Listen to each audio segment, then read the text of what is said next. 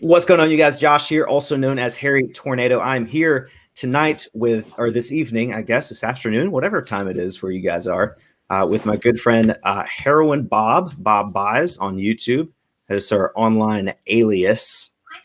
And we are going to talk about some influencer marketing. I'm putting that in quotation marks because I don't personally like that word.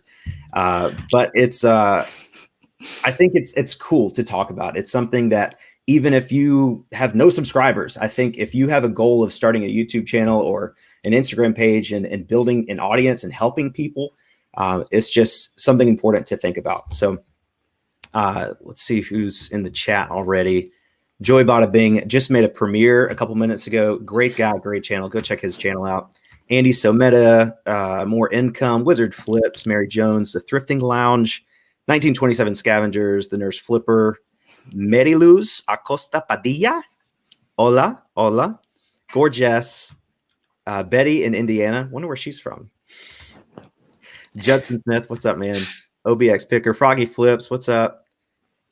Cool. So thank you guys for showing up. I know this isn't a typical reseller-based video, but again, if you're a reseller and you have a YouTube channel or you want to start a YouTube channel or any type of social media platform, working on your personal brand is important. So that we're just going to talk about this tonight, and I'll let my friend Bob introduce herself, give you a little bit about her background and why she is, I would say, an authority when it comes to building your brand online. So Bob, take it away. Hi, I go by Heroin Bob online. I've done that for a long time. It's from roller derby. I'm a Twitch partner. If you don't know what Twitch is, it's a live streaming service, which is why we're on Josh's channel, is because I'm actually contractually obligated to only go live on my own channels if it's on Twitch. So this is a nice workaround for that. It just means I get a fancy check mark next to my name. That's what being a Twitch partner means. I also, for my regular full-time job, my 9 to 5, I am a CFO for a 7-figure annual business. So that's not, we made 7 figures over the time of the business. We make 7 figures every year. So I'm the chief financial officer for that. I also go to a lot of local conventions and do panels based on influencer marketing as well. So I have been in this business both as an influencer and also in the back end in conventions to do partnerships with different brands as well. I myself have done my own brand activations with MeUndies, Quip, Stock Coffee, and TikTok, the app, the video app as well. Also, this is Moxie. She will be floating throughout, so I apologize for her, but it's this or she meows at me the whole time. So hopefully you guys are okay with that. I'm sure they will be. I'm sure. So I think what I want to first talk about is why there's such a negative connotation when it comes to wanting to make money with your brand. Starting a YouTube channel or an Instagram page or a TikTok account or anything takes time and energy out of your day. And it just takes a lot of work to use your personality and make the videos or make the content to build an audience of people that value your opinion. That's what makes you an influencer, when you have an audience that you can influence. And wanting to make money by marketing, products or services to that audience. I don't know why. I just feel like it has such a negative connotation. Like anytime there's a sponsored video, you could be giving away free money, and there's still going to be people out there that think you're a sellout or whatever like that. So guys in the chat, let us know, why do you think there's such a negative connotation? Like, why do you think, just the desire to want to make money with the audience that you've worked really hard to build up? Why do you think that is such a controversial topic nowadays? Well, I think that it totally devolves on how you've built your channel, how open and honest you've been with your channel. It also has to do with loss of relatability as well, because when you're small and just growing, you have, like, you guys are all doing the same struggle. You're all doing the same grind. You're all doing the same uploads. You're all doing the same work.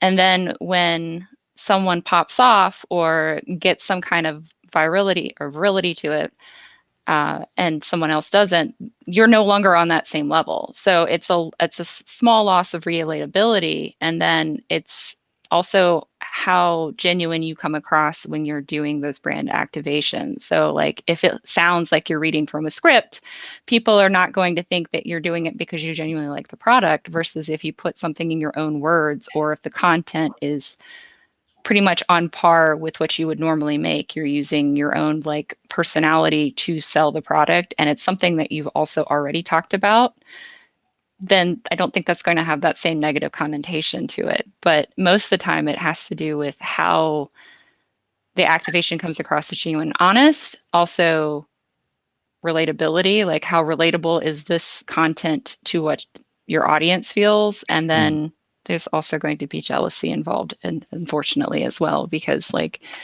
I don't know how many YouTubers or other influencers or Twitch partners who people come in the chat and they're just like, get a real job. It's like, this is a real job.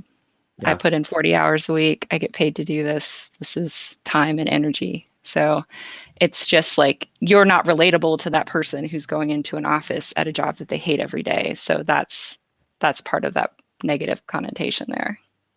Yeah, I like what GQ Creative in the chat said. People want you to do good, but never better than them.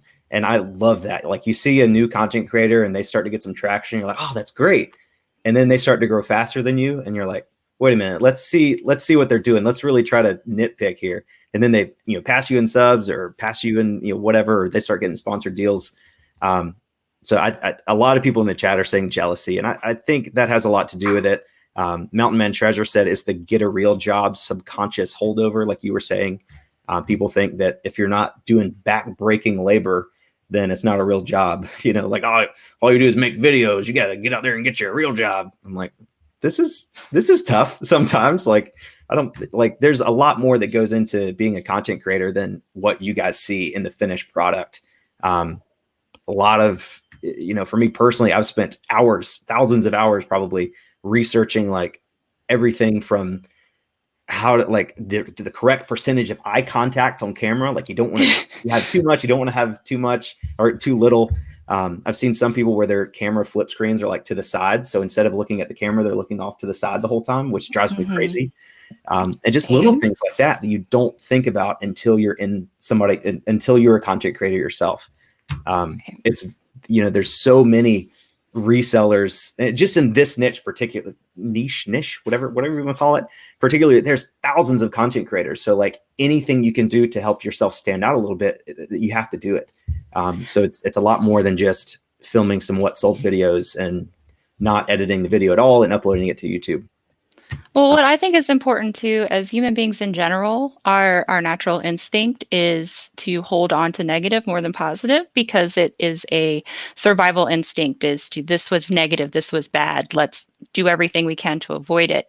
So instead of, you're going to have to like actively work to get away from that. So a good way to do that would to be, hey, if you're at the same level as someone else and suddenly they pop off, instead of being like, oh, they're doing so much better and taking like that as a personal attack on you, reach out to that person and be like, hey, what did you do differently? We've been doing the same thing, or we've been at the same level for so long, and I see that you've had this really great success, or you landed the sponsorship. Do you mind sharing that with me if it's possible?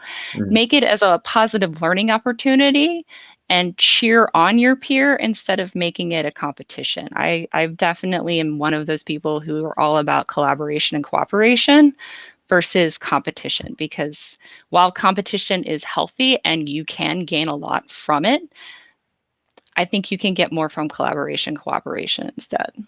And that's kind of what I've done a lot of in the background. For sure. Just to give you a shout out, you reached out to me. I don't remember if it was on YouTube or Instagram, and you offered, I don't even remember the first thing you offered, but you've helped me so much, from anything from marketing to, going over contracts and everything like that. So the reaching out to me and providing so much value is why we're in this collaborative effort right now. I have a lot of people that want to do, collaborations and videos and stuff like that. But like I said in the beginning, very few people are going to collaborate with you unless you're providing some sort of value for them in return. Like when I started, I got a lot of my first subscribers for reaching out to other content creators and providing value. I'm doing graphic design work for Cincinnati Picker and Hustle at Home Mom, Rally Roots. And in return, I got shout outs, which helped me grow in the beginning. Absolutely. So you're basically doing the same thing. You saw how, I think you contacted me after a live show where I was talking about providing value, and you reached out to provide value, and you've been a huge help to me. Well, that's because you were one of the few YouTubers I've seen who does a live, and you do a lot of eye contact and you do a lot of integration with chat, which is something that I'm very used to on Twitch, but I've seen a lot of YouTubers not make that same transition from video on demand to lives. And it was very impressive to see someone with such a small following, someone who's done a lot of VODs, have such an easy transition into live. So that's why I was like, oh, and then you were talking about value add as well as about the same thing with Rally Roots and Hustle at Home Mom. And I was like, okay, this is someone who understands how business works. And this is someone who would actually listen if I reached out to try to help them. So that's honestly why I contacted you. I definitely listened. Like I said, you have provided a ton for me. So I linked her YouTube channel in the description of this video. So be sure to go subscribe. You're doing daily videos, right? I do almost daily uploads. I do have a I have a severe neurological condition that makes it so if you don't see me upload during the day, it's because I had to take a day to sleep or I'm in the hospital. So that's It's very normal. So don't say you're sorry or bad. I'm very open about it. It's fine. But yeah. So if I miss an upload, it's because I'm sleeping. It's okay. Fine. Me too. Yes. Where do you want to go? So we talked about your intro, and we talked about how it's okay to the desire to build your brand in a way that will make you money in the future is fine. It's part of the business. In fact, we talked before the show, like if you have a YouTube channel and your only source of income from that channel is your AdSense, that's not super wise if you want to treat your channel like a business. If your channel is just a hobby and you don't care what happens to it, then that's fine. But I think most of the content creators I know started their channel after the adpocalypse a few years ago. And people that had YouTube channels were used to say they're making $500 a week. And then overnight that got cut down to $100 a week. Yeah. And, it can go away like that. One company gets their ad put on some weird video they don't want, they pull out, and all these other companies follow, and that AdSense can go away very quickly. So in my situation, I'm very open about the fact that I make more money on YouTube than I do reselling. I don't claim to be a great reseller. I don't know what I'm doing. I'm just having fun doing it. So in order for me to actually have a full-time job as a YouTuber, I need to have other ways that I get income in, so I'm not putting myself in a dangerous situation down the road if something like the adpocalypse were to happen again. Absolutely. In business, in any kind of business, you should always be diversifying your revenue streams. Depending on one revenue stream is going to get you in trouble real fast. How many people you've heard the story where they've worked in the same factory job for 30 to 40 years and the factory closes up and they're on their butt? It's the same thing. If you're relying solely on one revenue source, especially as someone who's self-employed, that could get you in a very dangerous situation very quickly. So It is best to always diversify your income, whether if you're a reseller to sell on other platforms or to try other revenue streams, for example, by doing YouTube or by monetizing your content on Instagram, or if you have another social media platform that you're on. That's what you should be doing, is diversifying your income and giving you as many opportunities to make money so that way you can sustain your way of life and have fun doing it as well. And it's probably the best way to do that. Awesome. So let's talk about, I know some of you guys in the chat may have enough subscribers to deal with this already, but once you hit about 1,000 subscribers, I think you're going to start getting emails from these usually very weird companies that say, hello, we have a great new product to try. Would you like for us to sponsor a video? We'll pay you $50 for an entire video. And you're going to ignore those. You should ignore those. And they're going to continue. I'd say right now I get probably 3 to 5 a week. And very rarely is it products that I would actually use. Like I get stuff like drones and like multivitamins and just all this random stuff. So And then the one time you do a sponsor video, people like they hate on it. I'm like, you have no idea how many we turn down. Like it's literally up to 5 or 10 a week that we turn down. So when brands start to contact you, I guess talk about how you can kind of sift through and see. You want to choose a brand and a product or the service that can actually be beneficial to your audience, so you don't get that sellout vibe. So what are some ways that filtering through those emails that we're going to get once we hit that certain level, that you can try to find brands that would work well with your brand? So like you said, 1,000 is actually pretty much the magic number across the board. Doesn't matter what platform you're on, be it YouTube, Twitch, Instagram, Twitter.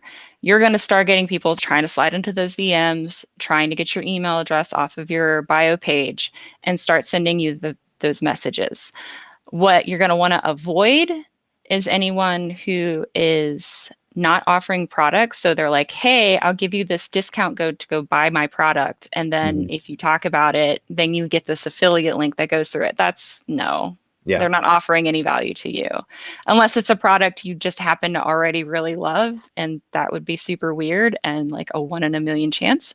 But those would not be brands that you want to work with. Once you get to about the 10,000 threshold, that's when you can actually start reaching out to brands that you're interested in. If you have the right tools, for example, if you have a media kit and a rate card already set up and ready to go. But what I would do is, if this is something that you really want to do, if you want to try to diversify your portfolio to where you can make money off of your social media reach, I would make a list of brands that you think would fit in with your channel or brands that you would want to work with. And probably one of the best ways to start monetizing your platform that doesn't require any branding is to become an Amazon affiliate. Definitely. I believe Froggy flips in his video today, which is something that I didn't know about.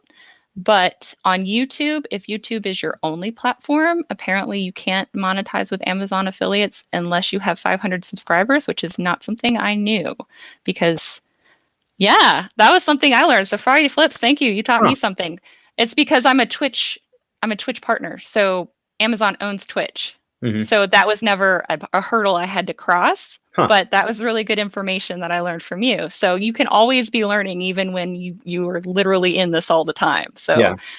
But that was not a hurdle that I haven't heard of. But that is probably the best way, one, to figure out what kind of brands you want to look at, because there are brands that you work with every day. I mean, whatever company poly mailers you use, whatever like boxes you use, if there is a light studio that you prefer, like a box light studio, if you have soft box lights that you like those would be brands that would fit in with you. If you also like Bang Energy or G Fuel, like Mr. Tornado here, keep you going, like you can have a list of these are the brands that I want to work with in the far off future.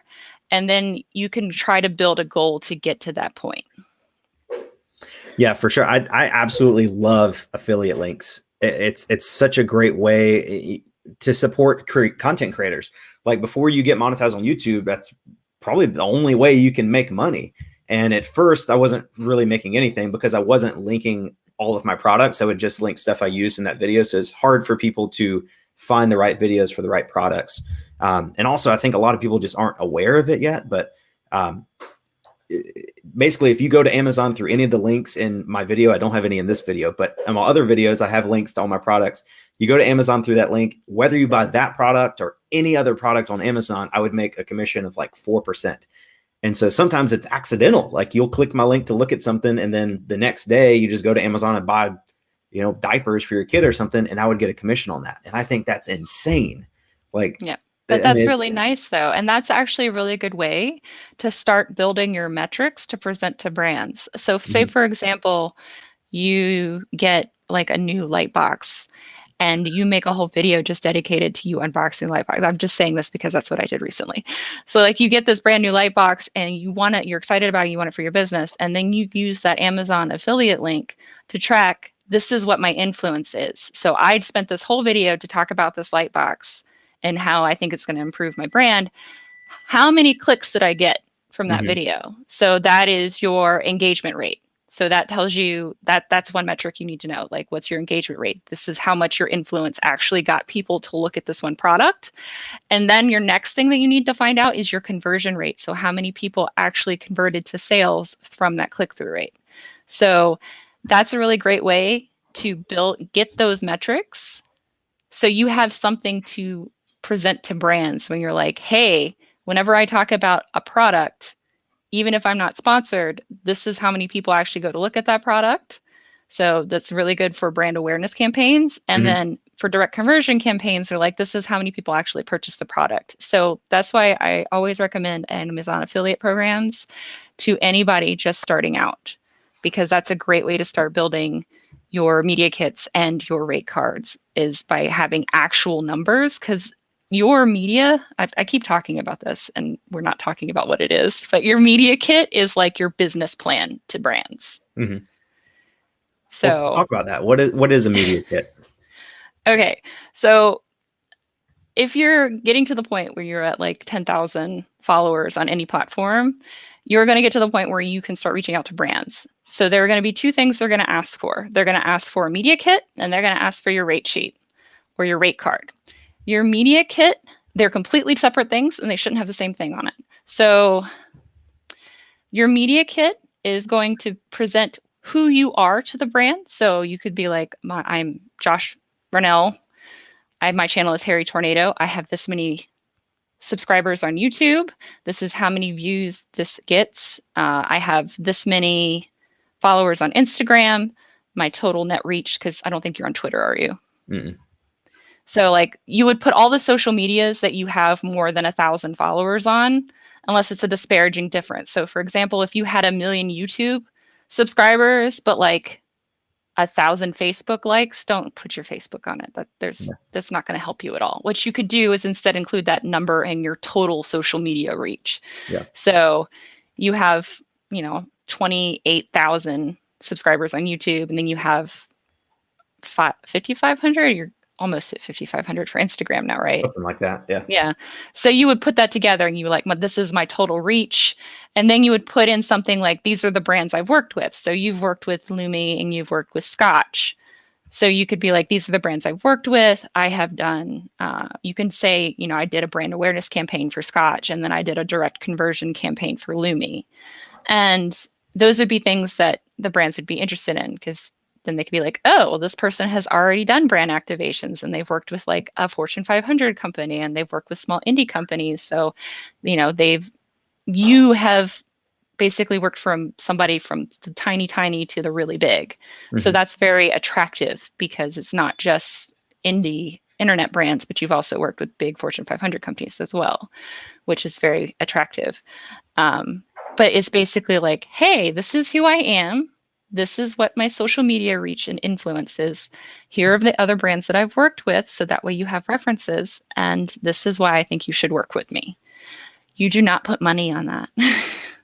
Because the reason being, say, for example, that you want to work, name a small company, or somebody in the chat can name a small company.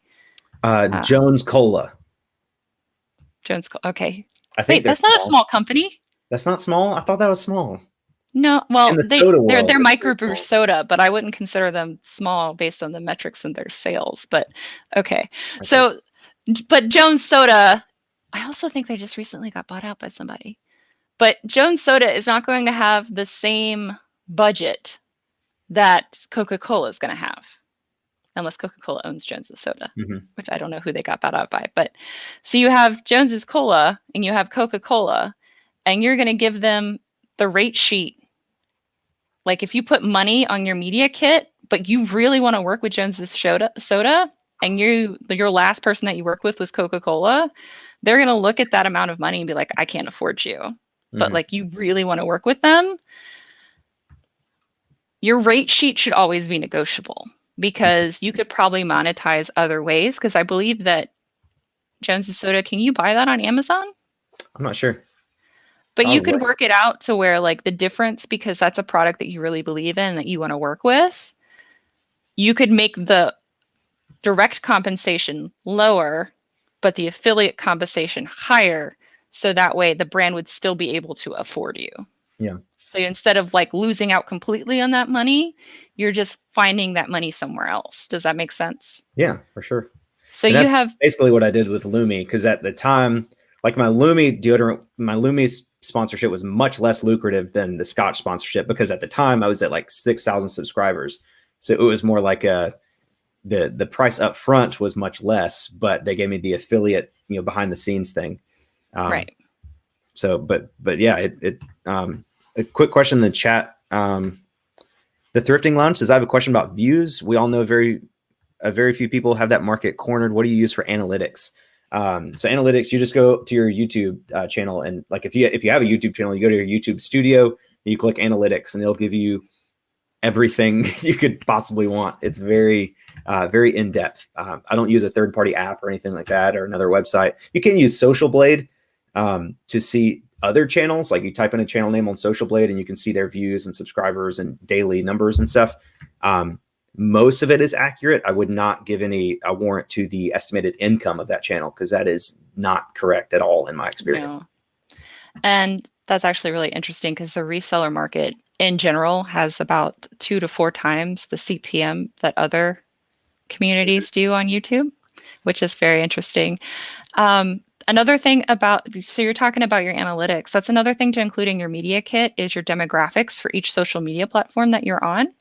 So for example, on YouTube, I have a very high female demographic for my channel. That's very shown in my analytics. But if I go to Twitch, I have a very high male demographic in my channel, versus if I go to Instagram, it is pretty even all the way through. And the reason why the demographics are important is because if you go to Dollar Shave Club, which typically targets a male audience, and you have an entire female audience, unless you can like talk to that brand, be like, hey, you're not getting to women, and this is a brand, like a market that you need to be broaching into, because they also use razors and shave body parts. Mm-hmm. Like you could sell that to a brand, be like, hey, this is a market you're not reaching. Or you have a high male audience and be like, hey, I already have your target demographic. You should totally work with me. That's why it's really important to also include your demographics into the audience as well, and for your media sheet. Somebody in the chat asked for your channel link, and I tried to do it, but I'm not sure if it worked. I think it was cut off in the description. And then also, the same guy asked for your link to your Tinder account.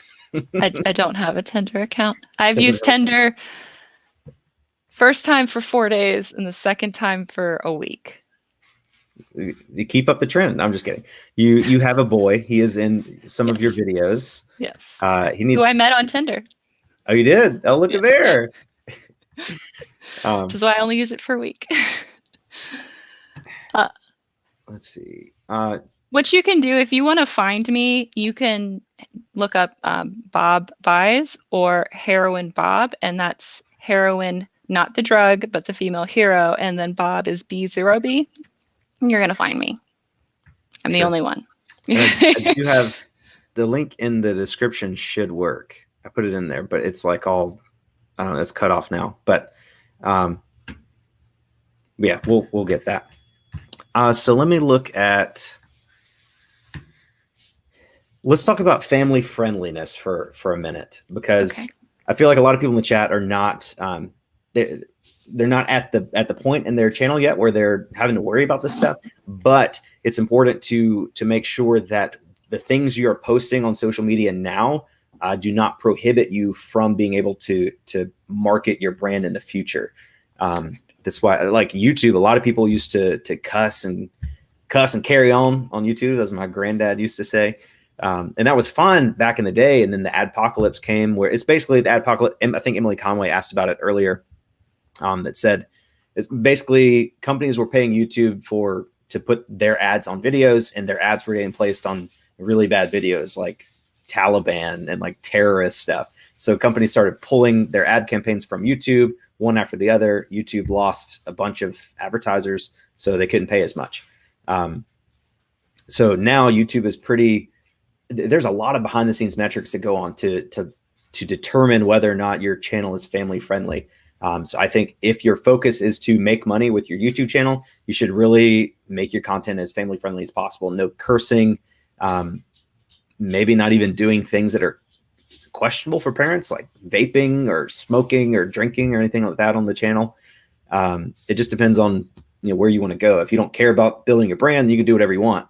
But even for AdSense and stuff, I've found that some videos get a lower CPM, which is a price per view that you get for your ads on your video, because it may have more cursing or something like that than another video.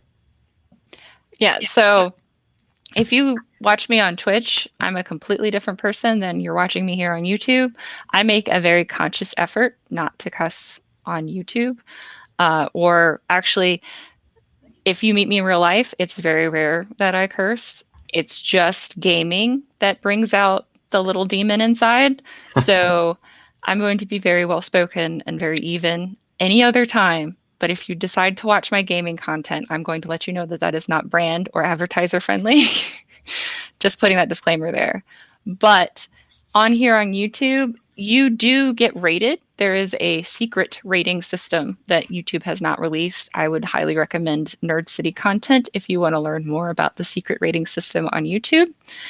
And it's based on what's actually visually represented in your content. So that means making sure like it's not a whole bunch of like naked people or mostly naked people, or guns or knives or any kind of that thing. And then it's also the word choice that you have in the video. So they have bots and algorithms that review your video when you upload and listen. So I don't know if any of you have ever tried to turn on closed captioning, but there is an automatic closed captioning device. So sometimes it is great. Sometimes if you have an accent, it makes things very fun to watch and read. I would highly recommend doing it for anybody with a very thick accent, because it is hilarious. It's very entertaining.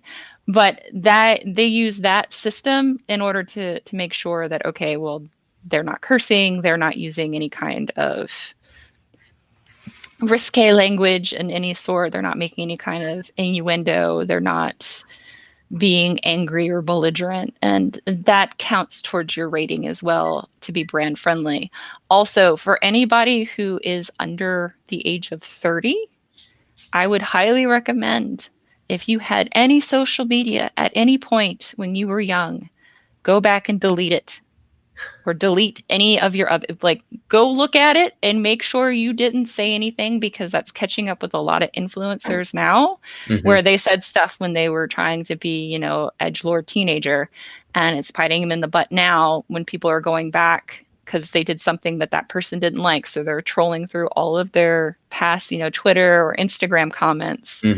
And finding stuff like that. So I would just, if this is something you really want to do, if you really want to build yourself as a brand, kind of go back and edit past self a little bit, hide it, delete. I mean, it's the internet, so the internet is unfortunately forever, but if you make it a little bit harder for them to find, it'll save you a little bit later. Yeah. I think that comes into jealousy too. Like you see somebody blowing up, somebody can go back to your old MySpace page if it's still there and like, oh, look what they said in 7th grade. Look at that. They're racist. And, so just go back and cover up all that stuff. I'm sure we've all said things that were not the most appropriate at some point in our lives. Nobody's perfect. Pobody's perfect, as Pam Halpert would say. But it's fun. I do want to give out a couple of shout outs for super chats. More Income gave a $2 super chat at the beginning of the show. John, thank you so much.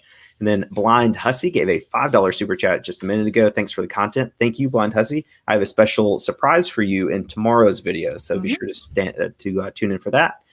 And then Nurse Flipper gave a $10 super chat. Thank you, Josh, for having her on. Amazing information. Thanks so much, Bob, for the content. Very helpful. Oh, okay, that's guys, so nice of you, Nurse.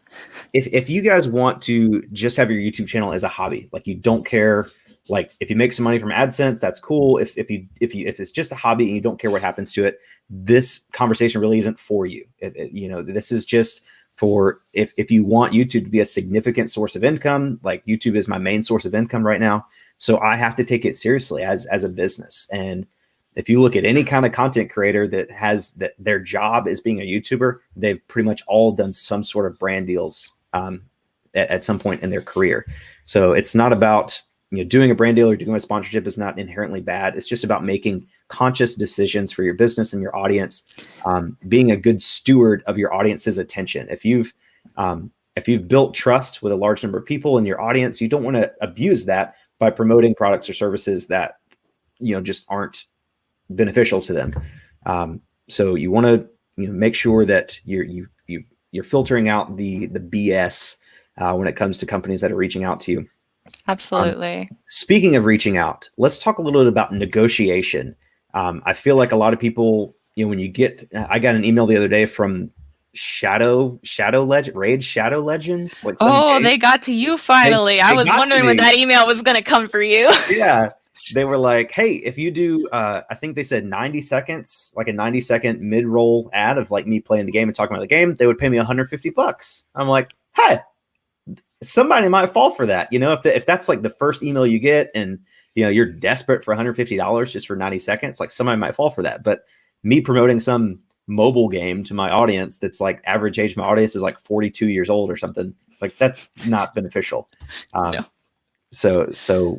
But with that price, just because a company emails you and offers you a price, that does not mean that is what their top dollar. There is a lot of wiggle room. We have to think about, these companies, especially these bigger companies, like Fortune 500 companies like Scotch, instead of paying $150,000 to $200,000 for a TV ad campaign, they are taking that money that they have in their marketing budget and sending it over to influencer marketing. And yes. So there's a lot of money there that they can spend. And especially it's a more targeted punch rather than a wide, TV commercial that's hitting everybody. Like most people in America don't know anything about shipping products. I know that because every time I go to the post office, there's some lady there shipping out some little item. And they're like, oh, you should send that in a large flat rate box. That's the best method to send it.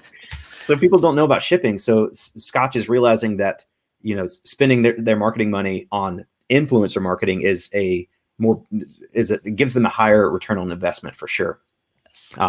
So I know some people were offered like, $300 or $500 or something, but that's just the beginning. There's so much room when it comes to negotiating with these companies. So I guess talk a little bit about that, or how we can negotiate and know our worth as an influencer. Okay, so the same thing I'm going to recommend to everybody else that I recommended to you, and I know you didn't believe me when I gave you the link to begin with. If you have any kind of social media influence, I would recommend going to socialbluebook.com. So like you have kellybluebook.com for cars, there's actually a socialbluebook.com. It is completely free. You don't have to pay for it. It does have a paid section. You don't have to use that. What you'll do is you'll link whatever social media account you're most prevalent on. The only problem with the Social Blue Book is that it does not have an activation with Twitch, and that bothers me, and I've emailed them about that. But if you have any of the traditional or more stagnant social media like Instagram or Twitter or Facebook or YouTube, that's a really good place to look up what your value is. And that number is, I assure you, going to be much higher than what you would price yourself at. And that is pretty much what you are worth. And I recommend that to new influencers that are just thinking about taking brand deals. And they're always like, that's too much money. Can I ask for that? Is that okay?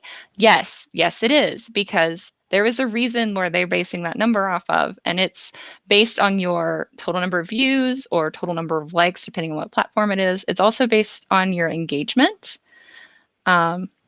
You are very needy right now. Can you please go up here? Thank you.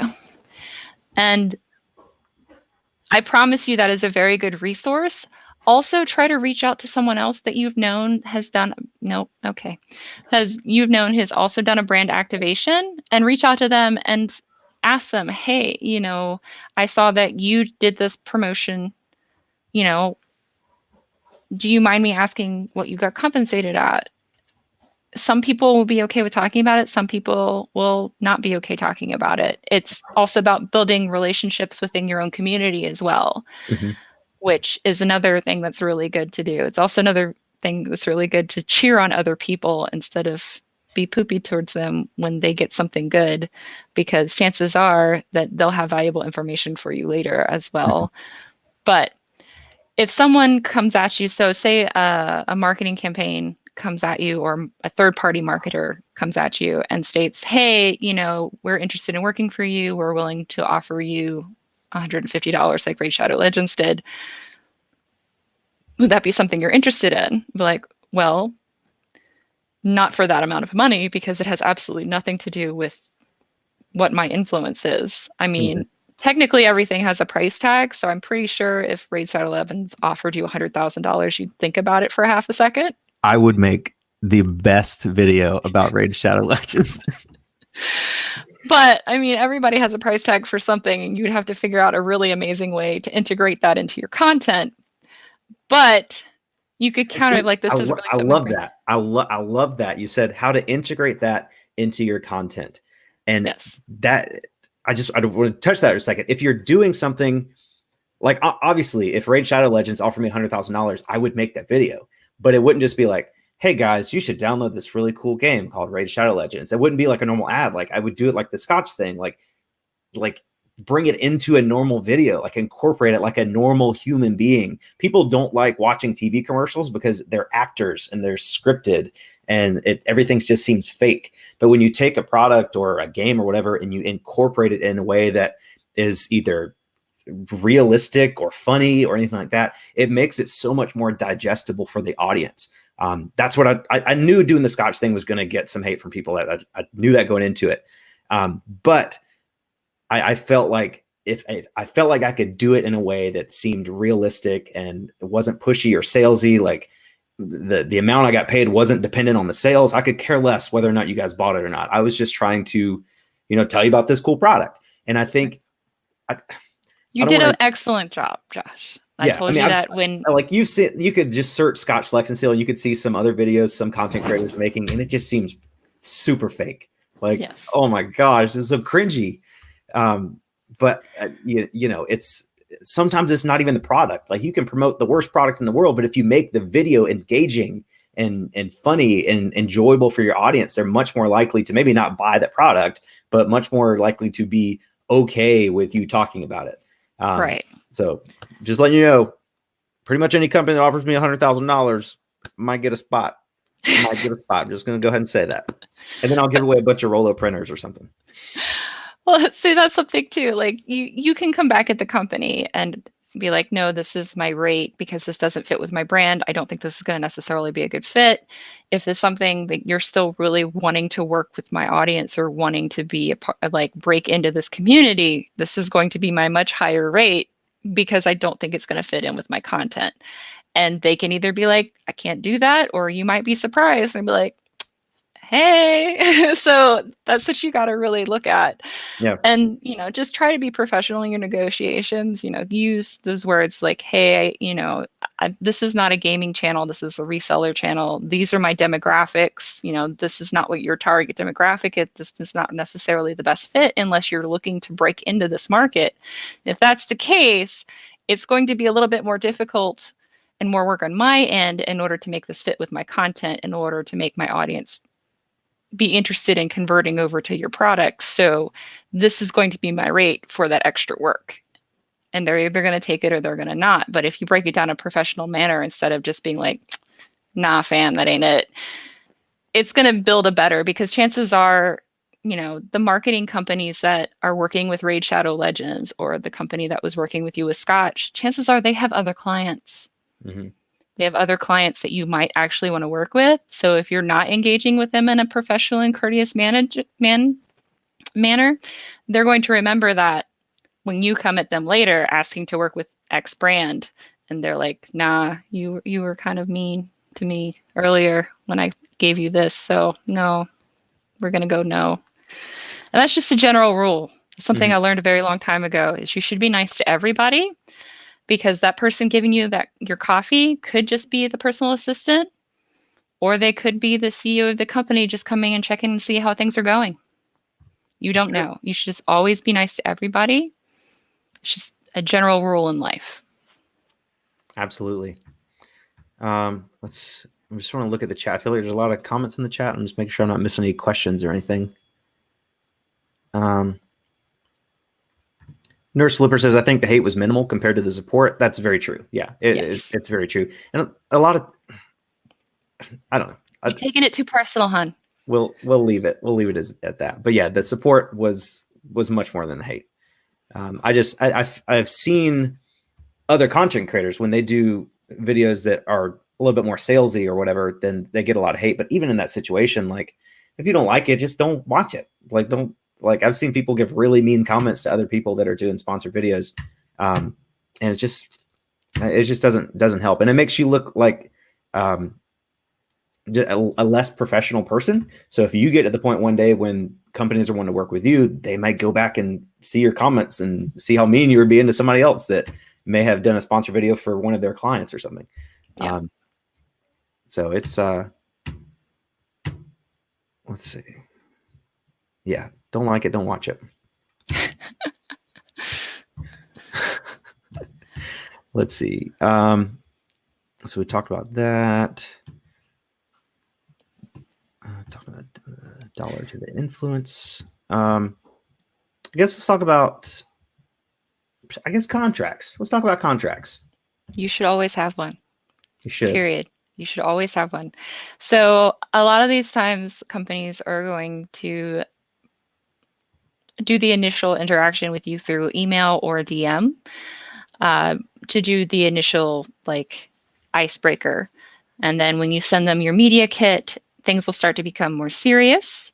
So you'll talk about, they'll normally ask you, okay, these are what we want. We either want, a PR product mention, they're going to want, or they're going to tell you what they're going to want actually from you. If it's just like a mention in a video, or if they're going to want a whole dedicated video, or if they're going to want like an IG post, or if they're going to want some IG story integration, like they're going to tell you what they want, and you're going to then do the rate card. Like, all right, this is how much I want you to pay, like how much I want you guys to give me for this work that I'm doing, because sponsorships are work. At that point, they'd be like, okay, that's great. We'll totally do that. Don't do anything yet. If they're not sending you a contract to say, these are the deliverables that we want, this is the time frame that we want it in, these are the outline for the video that you're agreeing to. If there's copyright things, so example, if they want to have complete rights, copyrights to the video that you made, to your likeness and image, you need to make sure that you have that in there as well, as to how long they get to have that and how long they get to use that and to what places they get to use that in. They also, when that expires, a lot of times these contracts with these larger companies also have confidentiality agreements. So you got to make sure that you're following that and that's clear and you understand that. And something that I tell every single influencer in the contract is, one, make sure that dollar amount you agreed to in your initial emails is in there. And two, it tells you when you're going to get paid. Mm-hmm. So a lot of times people get so excited because they'll get this like big number that they didn't think they were ever going to make, because a lot of times influencers have this imposter syndrome where they're like, I don't deserve this. I can't believe I'm actually getting this. I can't believe this is real. And they'll just get so excited by that dollar amount that they won't have a net 30 in there or a net 60 or like a week or whatever. Make sure, normally it's a net 30.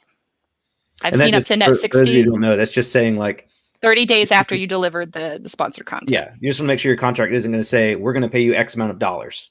You want to make sure it says, we're going to pay you X amount of dollars within 30 days of the completion of whatever terms are in the contract. You were saying that you've had some people that actually had to go get lawyers because the contract, they fulfilled their part of the contract, and the company that was supposed to pay them just kept giving excuses, saying it checks in the mail. Oh, that check was that. Yeah. So my recommendation, this is not legal advice because I'm not a lawyer, but when you get to an influence level of where you have a reach of over 500,000, that like means you have like 100,000 on Instagram and 100,000 on YouTube, not 100,000.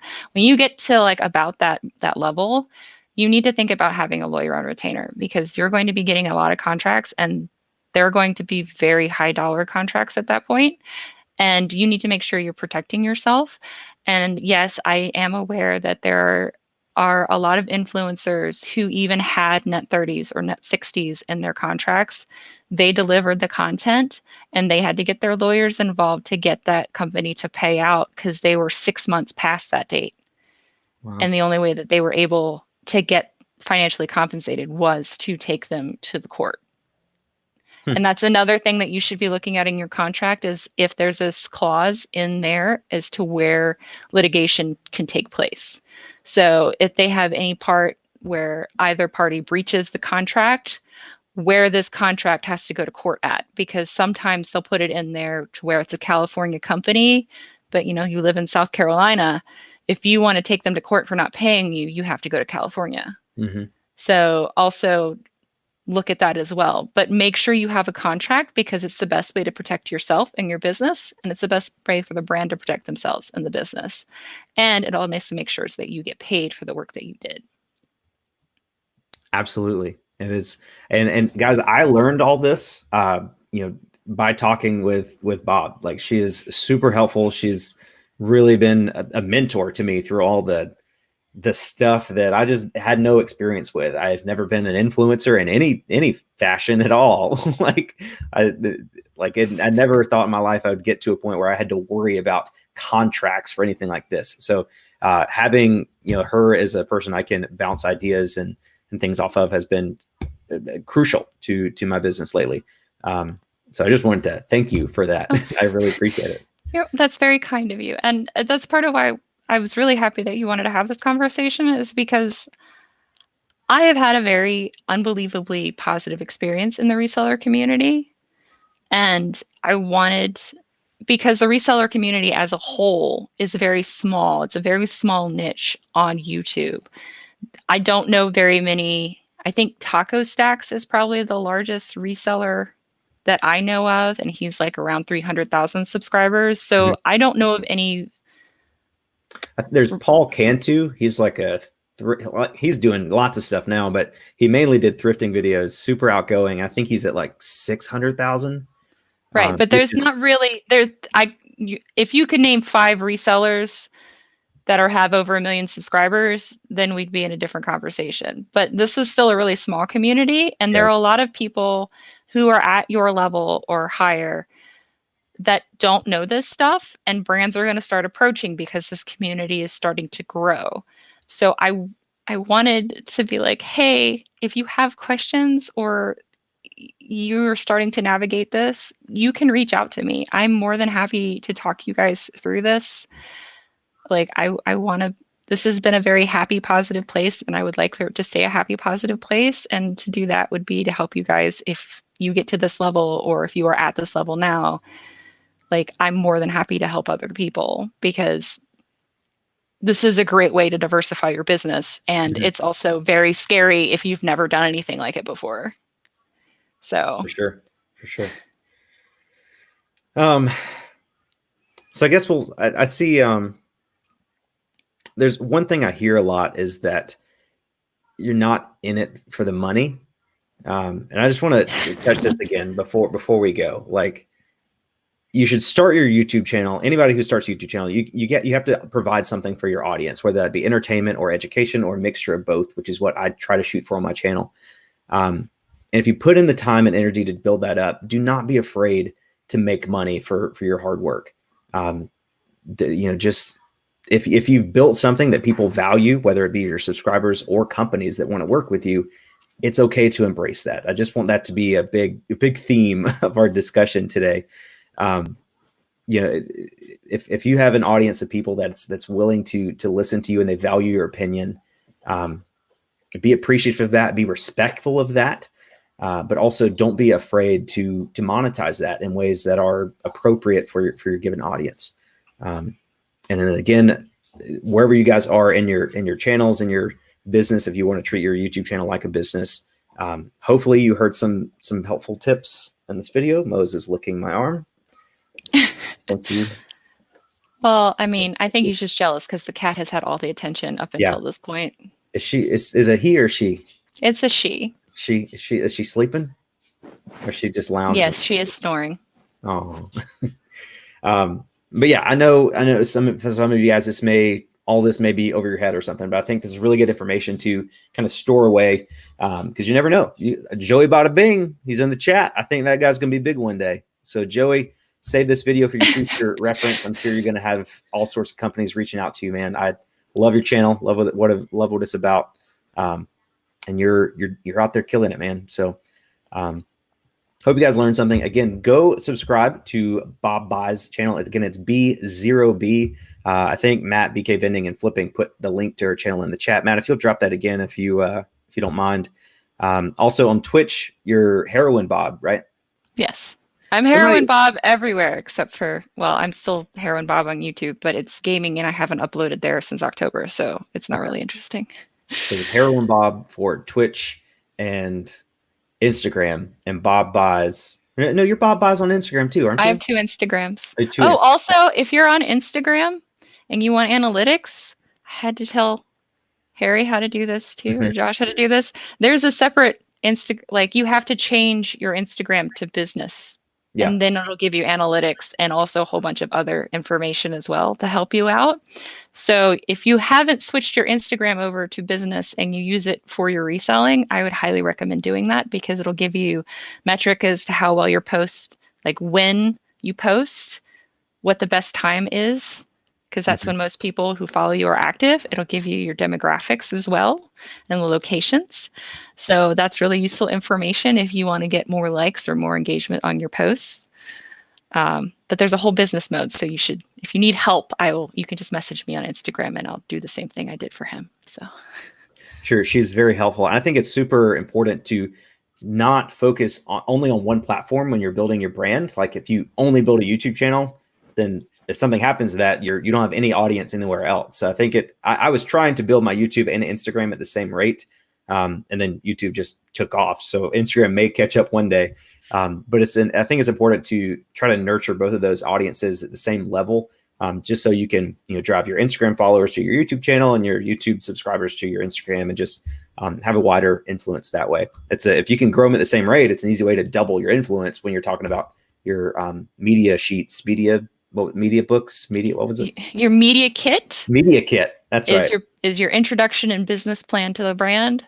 Your rate card is when you actually talk money. Both should be fluid. Like they should be a baseline, but they should be able to change so you can it's like a cover letter for your resume. Like exactly.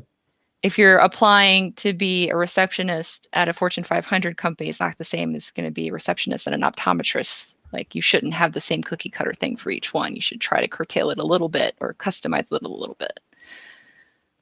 For sure. Okay, so I think we've covered most of it. There's a lot we can talk about here, guys. If you guys found this information valuable, whether or not it's applicable to you in your current situation or not, if you think it's valuable and helpful for people, please go ahead and smash the thumbs up button for us. We'd definitely appreciate it. Somebody asked if this video will stay up on my channel because a lot of my lives I make unlisted after that. This video will stay up. So it will be up. I don't know what word I was thinking for. It'll be up. I'm not going to unlist this. So again, smash the like button for us. I'd really appreciate it. Go check out Heroin Bob or Bob Buys on YouTube. Great content. Again, it's daily. I love the daily stuff because it feels like it's much more engaging.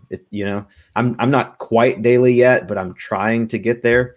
And it's fun. It's fun to have a daily story that unfolds in each video. So can I give you one resource that I haven't had a chance to talk to you about? Yes. Have you ever heard of Gleam before? Gleam? No. Okay. So if you do giveaways on your channel and you would like to grow not just your YouTube, but your other social media at the same time, I know YouTubers the majority of YouTubers use Comment Picker to pick that because comments increase your engagement, thus increase your boosting in the algorithm. But if you want to try to do giveaways to grow your other social media, I would recommend Gleam.io. So that's GLEAM.io. It is a giveaway platform specifically for giveaways. And you enter by signing into a specific social media, and then you can gain additional entries by having your people follow you on all your other social media. So you can Interesting. be like, hey, I'm giving away a roller printer. You have to be subscribed and watch this video for an entry. But if you want an additional entry, you get an additional entry if you also follow my Instagram page or follow my Facebook. So that's another resource you might want to look into if you want to grow your Instagram to above that 10,000 mark. I would really like to, so I could do the swipe up feature, so I don't have to use my link tree anymore. Okay.